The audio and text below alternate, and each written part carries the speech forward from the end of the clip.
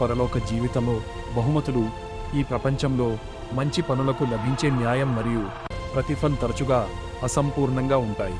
గొప్ప ధైర్యాన్ని ప్రదర్శించిన వారికి, గొప్ప మేలు చేసిన వారికి, లేదా సత్యం కోసం కష్టాలను అనుభవించిన వారికి భూసంబంధమైన పరిహారం తగిన ప్రతిఫలాన్ని ఇవ్వలేదు.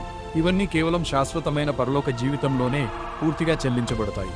అక్కడ ఒకరి చర్యల వల్ల ప్రభావితమైన ప్రతి వ్యక్తి సాక్ష్యమిస్తారు మరియు ఒకరి అంతర్గత ఆలోచనలు, ఉద్దేశాలు అన్నీ తెలిసిన అల్లాహ్ అజ్వజల ద్వారా ఖచ్చితమైన తీర్పు ఇవ్వబడుతుంది.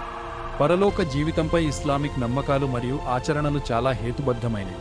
ఎందుకంటే మనం ఈ ప్రపంచంలో ఎల్లప్పుడూ సాధించలేకపోయినా అల్లాహ్ మనలో న్యాయం మరియు ధర్మం పట్ల కోరికను కలిగించాడు.